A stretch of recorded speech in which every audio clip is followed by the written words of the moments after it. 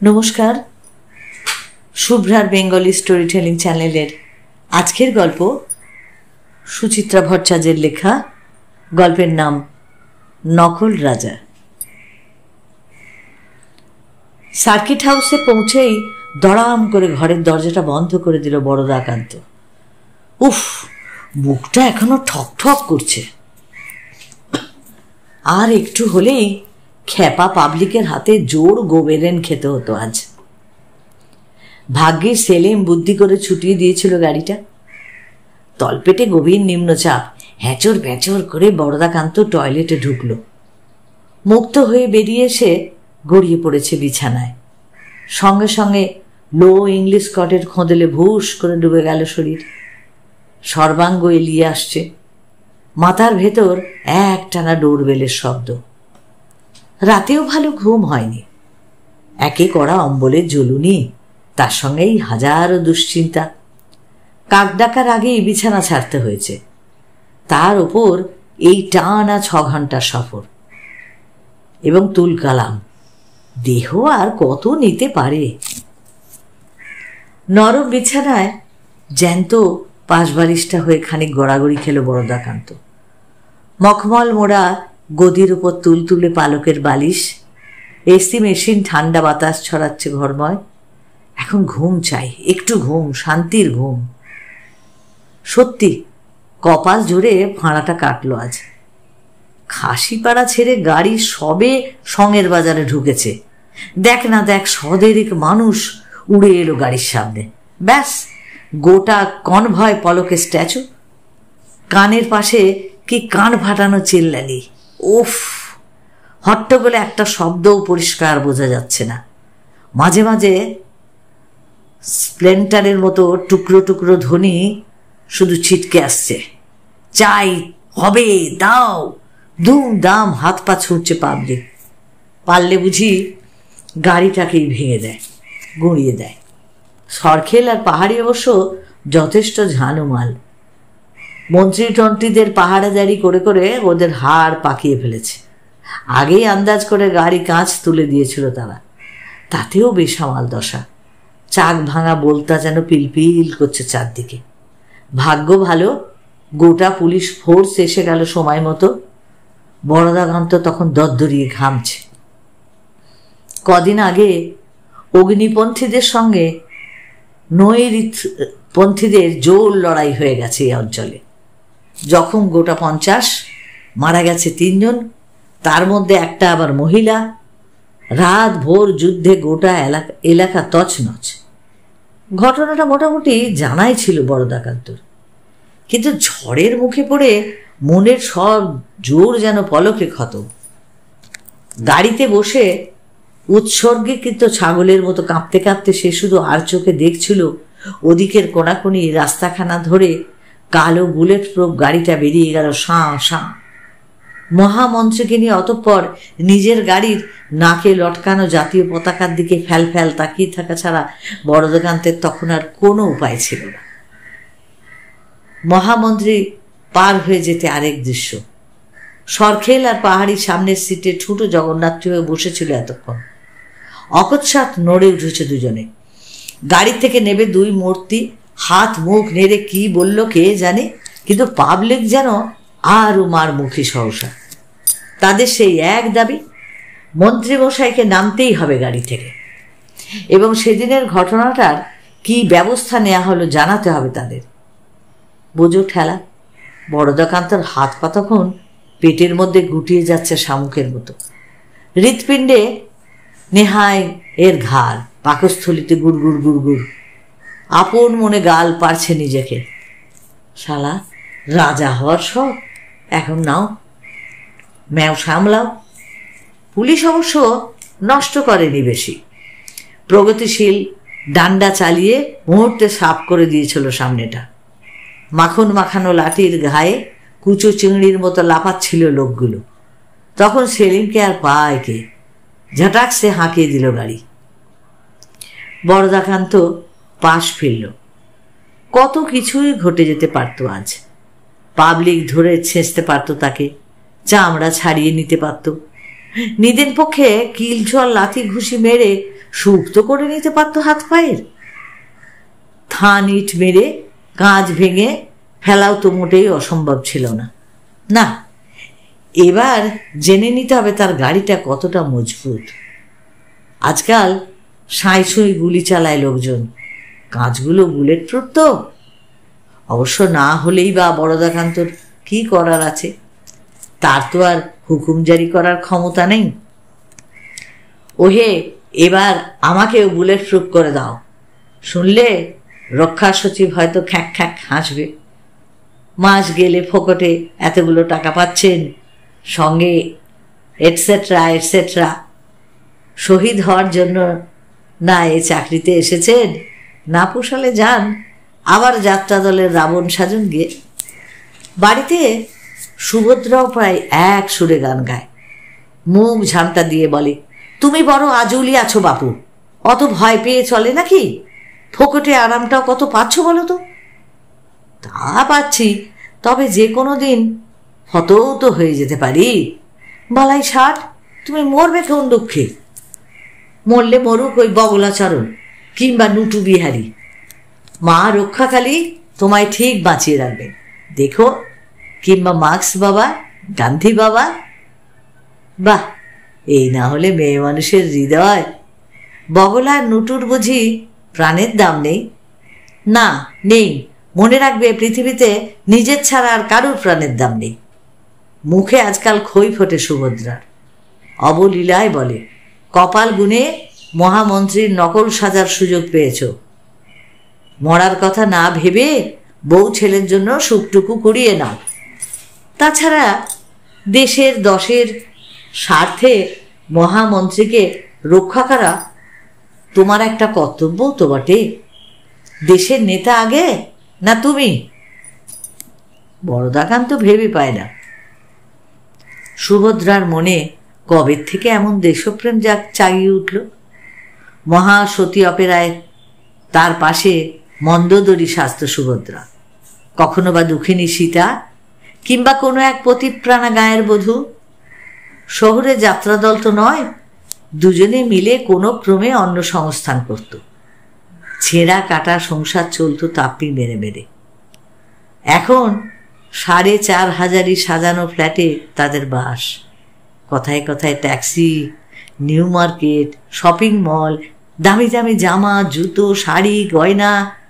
হাতে সেলফোন নিয়ে সুভদ্রা যখন রাস্তা দিয়ে সেজেগুজে হাঁটে, দেখে অন্য কারুর বউ বলে, তাকে তখন ভ্রম হয়। শিক্ষা সচিবের কলমের এক গুঁতোয় সাহেবী কেতার স্কুলে ভর্তি হয়ে গেল ভান্তু। হ্যাম পুডিং, পিৎজা, বার্গার ছাড়া ভেতোখানা আর তার মুখে তোলে না বাবু। তা এত স্বাচ্ছন্দ্য, এই বিলাস কি শুধু প্রাণের ভয়ে ছেড়ে দেওয়া যায়? বরদাকান্ত উঠে বসল। না, বিশ্রাম হবে না, মাথাটা গজগজ করছে। সরকারের কাছে আগেই খবর ছিল মহামন্ত্রী ঘেরাও হবে না আজ, ঝুট ঝামেলাও হতে পারে। তাই তো মাঝরাতে ফোন করে তড়িঘড়ি তৈরি হতে বলা হলো বরদাকান্তকে। এইরকমই দুমদাম নির্দেশ আসে। বগলাচরণ আর নুটু বিহারীকেও জিজ্ঞাসা করে দেখেছে, তাদেরও আগে ভাগে কিছু জানানো হয় না। কার কখন ডাক আসবে জানে না কেউ। একটু আগে বরদাকান্ত যেন খবর পেল নুটু বিহারী হেলিকপ্টারে উড়ে আসছে এখানে, এই সার্কিট হাউসে। বিকেল ৪টেয় কাদা ভাঙা মাঠে মহামন্ত্রীর জনসভা। সার্কিট হাউস থেকে মিটিং অবধি পথটুকু নুটুই হাত নাড়তে নাড়তে যাবে। খোলা জিপে দাঁড়িয়ে থাকবে, যেমন মহামন্ত্রী থাকতে চান সবসময়। জনতার উদ্দেশ্যে হাত দোলাবে ক্রমাগত, আর ছুঁড়ে ছুঁড়ে দেবে হাসি। সরখেল আর পাহাড়ি নিয়ম মতোই থাকবে পাশে, সজাগ হয়ে। ওই পথটুকু পার হওয়াতেই নাকি আজ সব থেকে বেশি ঝুঁকি। ওদিকে ঈশানপন্থীদের বেজায় দাপট, কোথার থেকে যে কে কি ঝেড়ে দেয়। টেলিস্কোপিক AK-47 তো এখন ঘরে ঘরে। বক্তৃতা মঞ্চের মাঝখানে 3 দিক ঘেরা বুলেট প্রুফ কাঁচের পোডিয়াম বানানো হয়েছে। সেখানে মহামন্ত্রীর গায়ে আঁচড় পড়ার আশঙ্কাই নেই। জিপ থেকে নামার পর টুপ করে হয়ে যাবে বদলা বদলিটা। মিশমিশে কালো গাড়িটায় সেঁধিয়ে যাবে নটুবিহারী, আর উল্টো দিকের দরজা দিয়ে নেমে পড়বেন মহামন্ত্রী, অবিকল নটুর মতোই ঠোঁটে অমায়িক হাসি ঝুলিয়ে, হাতে নমস্কারের মুদ্রা সমেত। কেউ ধরতেও পারবে না। নটু বিহারীকে নিয়ে গাড়ি নিঃশব্দে চলে আসবে সার্কিট হাউসে। ডোরবেল বাজছে। বরদাকান্ত উঠে দাঁড়ালো। লাঞ্চ দিতে বলবো স্যার? আধ ঘন্টা পর নিজেকে মহামন্ত্রীতে ফিরিয়ে আনলো বরদাকান্ত। সিকিউরিটির লোকটা লম্বা সেলাম ঠুকল। দরজার ওপাশে আরও দুজন নিরাপত্তা কর্মী বসে। মুখের গদগদ ভাব দেখে মনে হয় না ও বেটারাও কিছু জানে। জানার কথাও নয়। দামি সংক্রান্ত ব্যাপারটা ভয়ঙ্কর গোপনীয়। হাজার পরীক্ষা নিরীক্ষা, রিহার্সাল আর বনসই করার পর বরদাকান্তদেরও এই চাকরিতে আসা। বেফাঁস হওয়ার উপায় নেই কোথাও, কোনোখানি। দরজা বন্ধ করতে না করতেই আবার ঘন্টি। বরদাকান্ত টান টান হয়ে দাঁড়ালো। একটু আগের ভাবনা ভয় সব কেটে গেছে। সে এখন সত্যি সত্যি মহামন্ত্রীর ভূমিকায়। মাঝে মাঝে এই রাজা সাজার ব্যাপারটা কেন যে এত গৌরবের মনে হয়। স্যার, এখানকার কিছু লোকাল নেতা আপনার সঙ্গে দেখা করতে চায়। বরদাকান্তর বুক ফেয়ে ঢিপ ঢিপ করে উঠল। এরকম তো হওয়ার কথা নয়। আসল মহামন্ত্রী তো পৌঁছে গেছেন বহুক্ষণ। কার সঙ্গে কি প্রোগ্রাম সব আগের থেকে তৈরিও আছে। সেক্রেটারি স্বয়ং সেগুলো দেখাশুনো করছে। নেতাই হোক কি জড়তা, বরদাকান্তর কাছে আসে কি করে? ঝটপট উপস্থিত বুদ্ধিকে কাজে লাগালো বরদাকান্ত। মুখে এক পোঁচ গাম্ভীর্য টেনে বলল, সরি, ওদের বলুন আমি অত্যন্ত ক্লান্ত। তাছাড়া আগের থেকে অ্যাপয়েন্টমেন্ট করা না থাকলে। স্যার, ওরা বলছে এখনই নাকি ওদের টাইম দেয়া হয়েছে। কি আশ্চর্য! টাইম পেয়ে থাকলে আসল মানুষটার কাছে যাক।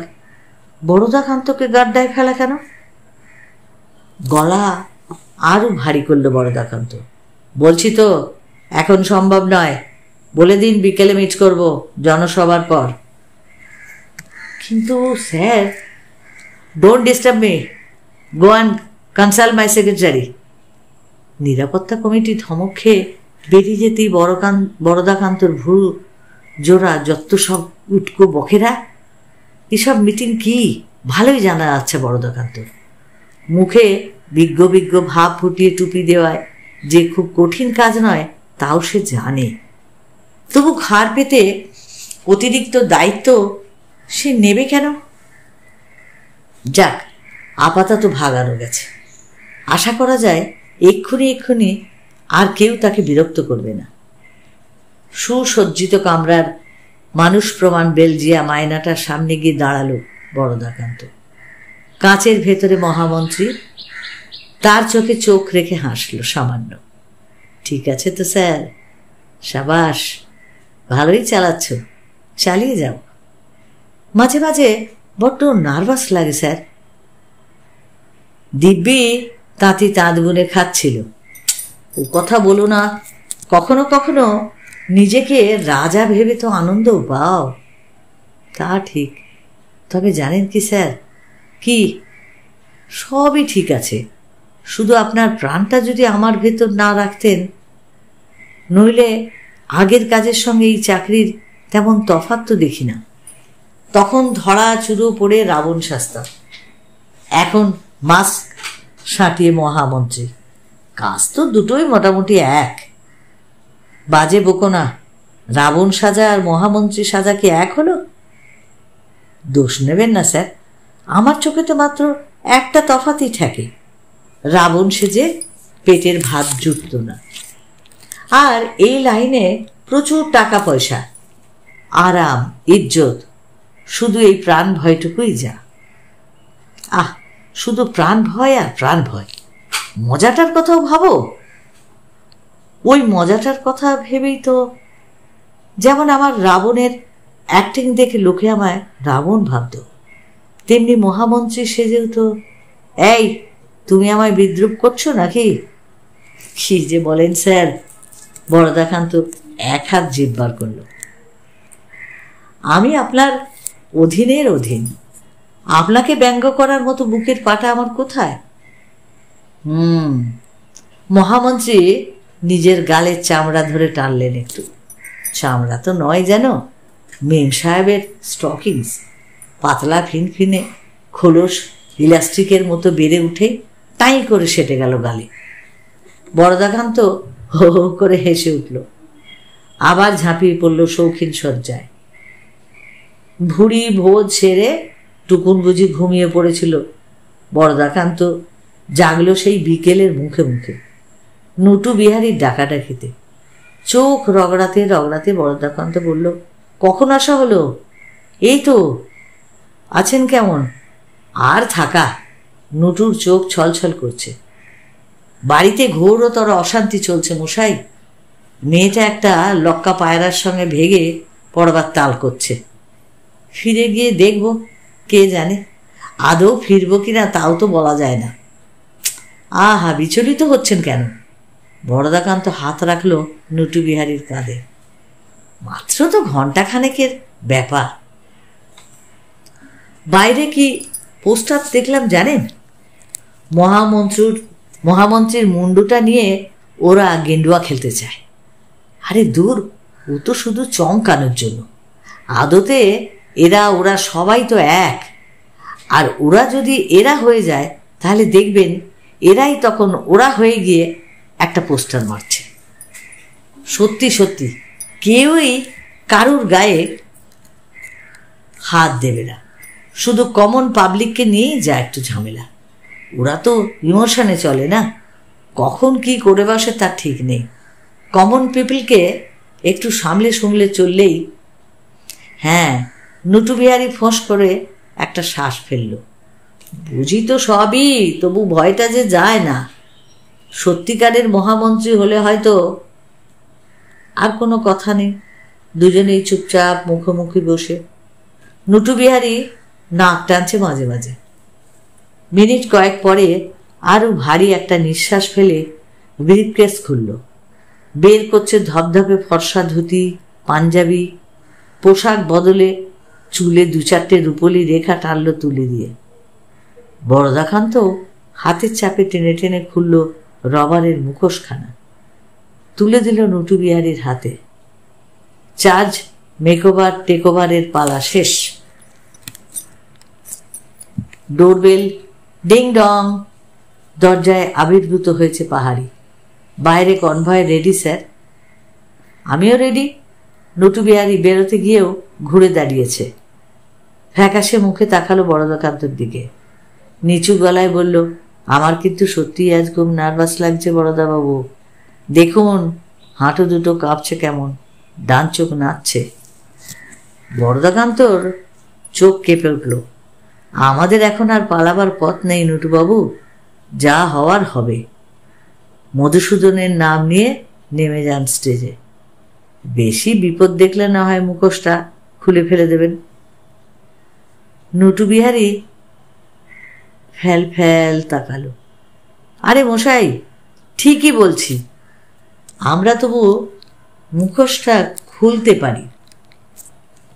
বেচারা মহামন্ত্রীর কথা ভাবুন তো, তার তো মুখোশ খোলার সুযোগটাও নেই। সে নিজে মানুষটা কেমন তাই হয়তো সে ভুলে গেছে। নুটু বিহারী কি সান্ত্বনা পেল কোনো? বোঝা গেল না। করিডোর পেরিয়ে বাইরে যাওয়ার আগে ঘুরে তাকালো একবার। বরদাকান্ত দূর থেকে হাত নাড়ল। Good bye sir. গল্পটা পড়ে এটাই মনে হলো যে রাজার থেকে রাজা সাজাটা বোধহয় বেশি কঠিন। কারণ যে নকল রাজা সেজে যাকে অভিনয় করতে হয় তাকেই সমস্ত কিছু ঝক্কিটা পোয়াতে হয়, আর আসল রাজা কিন্তু দিব্যি গায়ে হাওয়া লাগিয়ে থাকে। তাই এই সুন্দর গল্পটা যদি তোমাদের ভালো লাগে অবশ্যই তোমরা লাইক করো, প্রিয়জনকে শেয়ার করে দিও। আর যারা নতুন এখন আমার চ্যানেলটা সাবস্ক্রাইব করোনি প্লিজ প্লিজ একটু সাবস্ক্রাইব করে আমার পাশে থেকো। আর যারা আমাকে সাবস্ক্রাইব করে আমার পাশে আছো তাদেরকেও আমার অসংখ্য অসংখ্য ধন্যবাদ। সকলে ভালো থেকো, অপেক্ষায় থেকো আমার পরবর্তী গল্পের জন্য।